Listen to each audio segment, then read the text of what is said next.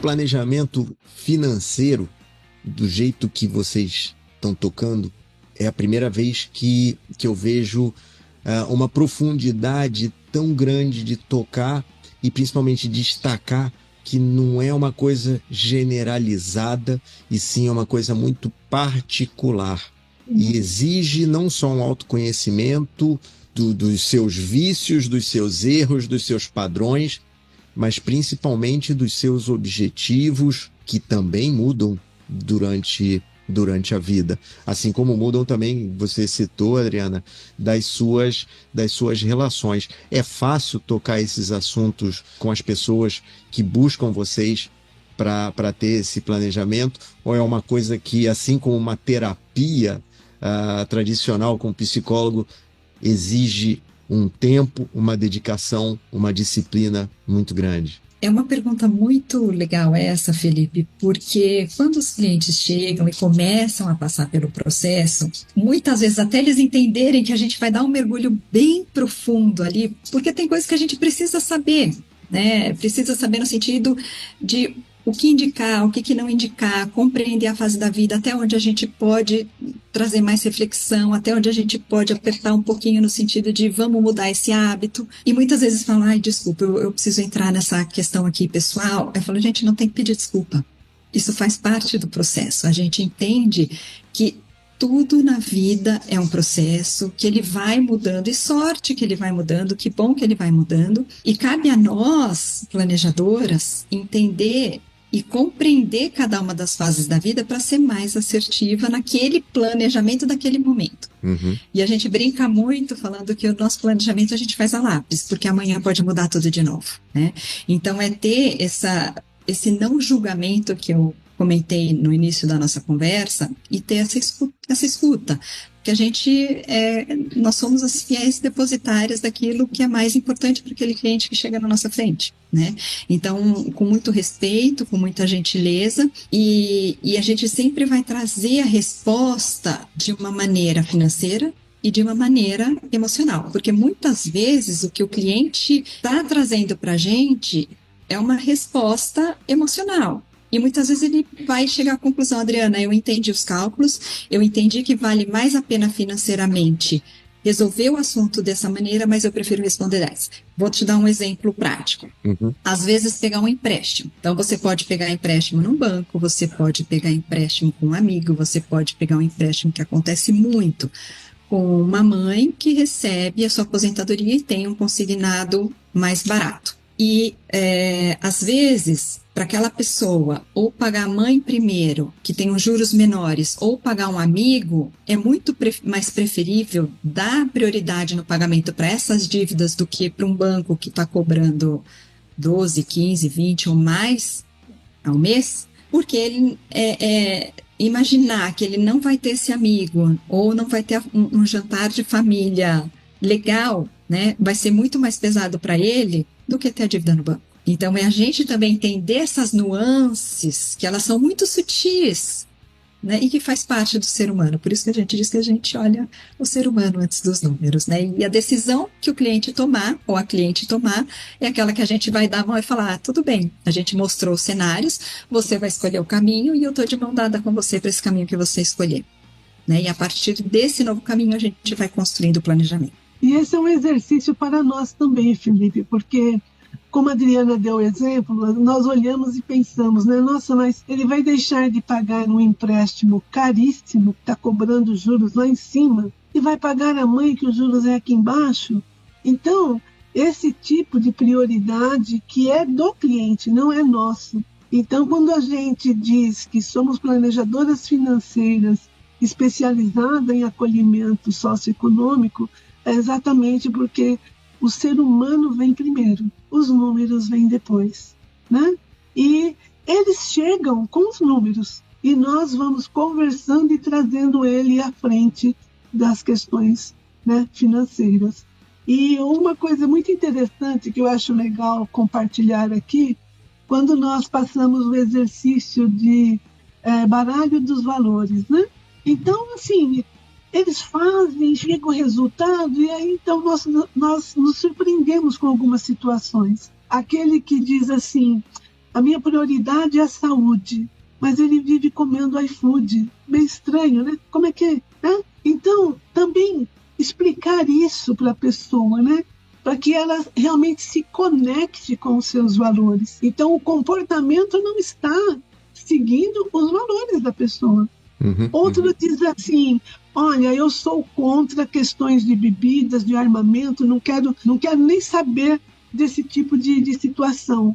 Aí você olha a carteira de investimentos e está lá uma empresa que é de armamento, está lá empresa de fumo, de bebida e tal. Então, as pessoas também terceirizam as suas carteiras de investimentos e não olham onde que o dinheiro dela está sendo aplicado. Então, a gente também trabalha isso, trazendo essa consciência. Você sabe onde que está sendo empregado o seu dinheiro? Ah, mas o meu dinheiro está só na poupança. Tá, mas você sabe o que é feito com esse dinheiro? Onde que ele está sendo usado, né? Ou você só está olhando o que está retornando para você? Então, isso também é uma coisa muito legal que a gente traz essa consciência para os nossos clientes.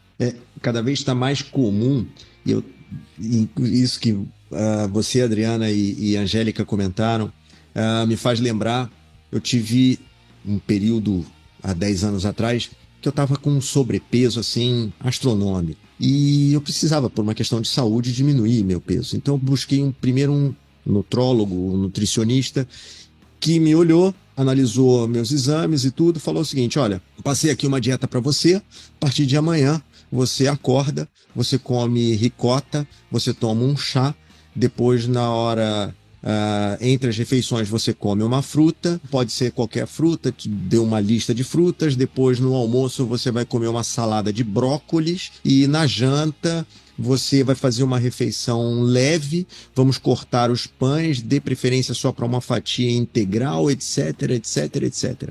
Bom, eu fui em outro nutrólogo e depois vocês vão ver o paralelo com essa questão do planejamento financeiro. Ele fez uma anamnese e viu comigo o seguinte: o que eu estava comendo, o que eu não comia, o que eu não comia de jeito nenhum. Então, eu não comia, por exemplo, camarão, eu não comia determinado tipo de carne, eu não comia bife de fígado, ou seja, eu tinha um protocolo alimentar, mas eu comia muito açúcar. Então ele foi disciplinando-me e reeducando-me para, primeiro, vamos cortar aquilo que você vai sentir menos falta. Disso tudo que você come aqui, eu listei 3 coisas.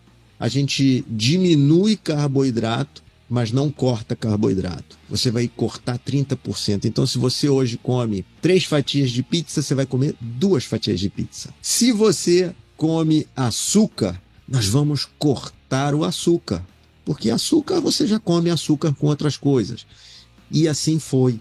Até que depois de 6 meses, ele me levou para uma dieta muito mais disciplinada e principalmente uma reeducação alimentar que eu trago até hoje. As chances do primeiro que vai me impor uma coisa é muito mais difícil. Isso também, pelo visto, nos casos que vocês ilustraram aí, acontece com finanças, principalmente quando a gente está falando de finanças comportamentais. Cada vez mais a gente traz a economia e as finanças para uma questão de comportamento, de afetos, de emoções, como vocês falaram.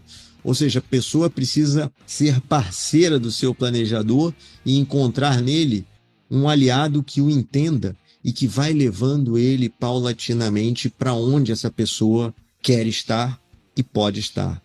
Está correto esse entendimento ou isso é um mito? Está corretíssimo. Então, a gente parte dos objetivos e parte do entendimento do que é importante para aquele cliente, para aquela cliente. E não cabe a mim julgar o que é certo ou errado. Cabe a mim acompanhar, né, entendê-lo naquele contexto de vida, aquilo que é importante para ele. Então, vou dar um exemplo. Tem essa questão das compras, ou tem a questão, por exemplo, compras de vestuário, ou saídas para restaurante, né? Então, são linhas do orçamento que, às vezes, podem estar acima do que a pessoa gostaria que fosse.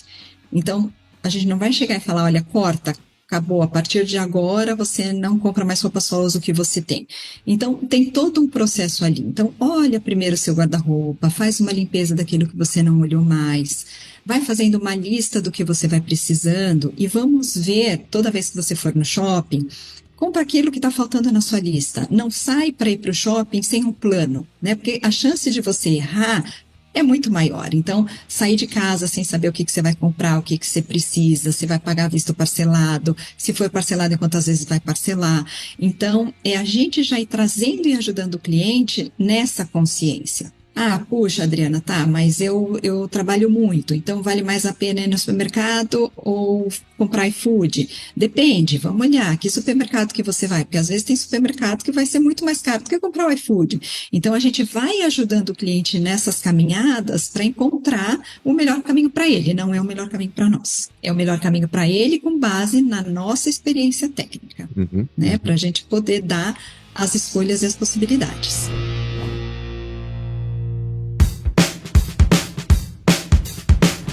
Eu queria agora uma curiosidade técnica com essa experiência que vocês têm. Quais são as perguntas e dúvidas mais frequentes que vocês recebem aí das pessoas com as quais vocês têm essa parceria de planejamento financeiro? O meu público chega muito com questões de dívidas. Então, a pergunta principal deles é como que eu faço para sair das dívidas? E não é um trabalho muito fácil, porque quem chega com as dívidas, ele está chegando com uma carga emocional muito grande. E como a Adriana já explicou, a gente não existe uma varinha mágica. É um trabalho que a gente faz em conjunto. É uma parceria. Eu com meu cliente comigo. Então, até você mostrar para ele, né, fazer todo um levantamento e conversar como foi que ele chegou naquela situação, qual foi a trilha que ele fez para chegar naquela situação, né? Isso leva um pouco de tempo, mas ajuda nas reflexões. Por que eu tenho esta dívida? Eu fui por conta disso e tal. Então, ele mesmo já vai, quando ele relata, né, as causas de ter chegado até aquela situação, ele mesmo já vai vendo os pontos que ele precisa de auxílio no que se refere à parte emocional, né? O que está ali em desequilíbrio. Então, as perguntas que chegam são essas. E a resposta é, olha, você quer mesmo sair das dívidas? Claro que eu quero. Você está disposto a trabalhar para isso? Claro que eu estou. Então, agora é a pergunta-chave. O quanto você está disposto a abrir mão hoje para você ficar bem amanhã? Quanto que é isso? Quanto vai aí o seu limite? Tem aqueles que respondem, olha, eu acho que dá aí para ficar sem uns 30%. Então, a gente vai avaliar dentro da sua rotina de gastos o que a gente pode trabalhar com 30%. Então, é uma jornada, percebe? Sim. Uma jornada até chegar no ponto. Eu tive casos que a pessoa conseguiu realmente olhar e falar, Angélica, olha como que eu estou linda na minha planilha, 3 anos depois. Mas foi um sucesso. Não para mim, para ela, né? Então, exigiu uma comemoração muito legal, que ela conseguiu. E nessa trajetória, eu pude observar o seu amadurecimento e o seu fortalecimento, né? Com os gatilhos que faziam com que gastasse. Então, para mim, as experiências vêm mais voltadas a isso. E você, E para mim é um pouco diferente da Angélica. Então, para mim, eu atendo bastante casos de pessoas que ganham bem, mas que não sabem para onde o dinheiro está indo. Então, elas se entendem que estão num caos financeiro, né? Então, precisam de alguém para... Bom, vamos parar o jogo aqui, vamos acertar o meio de campo para começar uma nova fase, um novo game, aí, uma nova fase do jogo de forma diferente. E isso traz muita questão também de limite para si próprio e principalmente para os seus dependentes financeiros, né? Então, aí tem também o toque da gentileza, que é aprender a falar não para si, falar não para o outro, né? Então, chega essa questão do caos, da organização financeira. Para quê? Para eu poder investir melhor. Então, como é que eu faço para começar agora de novo, mas de uma melhor maneira? Porque tem muita essa diferença, Felipe. Mas o que você está fazendo com o excedente? Estou guardando. Mas está guardando aonde? Não sei. Está guardando para quê? Pergunta difícil também, não sei. Então, eu sempre pontuo que o guardar ele é um pouco diferente do investir, né? Então, para investir a gente tem que ter objetivos, tem que ter os nossos planejamentos, como é que a gente vai fazer para chegar onde a gente quer, né? Então, tem essa questão do planejamento, da organização do caos, fazer sobrar mais dinheiro, como eu começo a investir. Então, o como, eu digo que a gente sempre começa ali olhando o orçamento, né? O orçamento é nosso pontapé principal, porque é ali onde a gente vai ver o que está indo para o ralo, né? Quais são as contratações que foram feitas, que podem ser melhoradas, né? Os nãos que a gente precisa dizer, os outros sims que a gente precisa dizer. Então, muito essa questão de limites para filhos, limites para si próprio, limite para as famílias.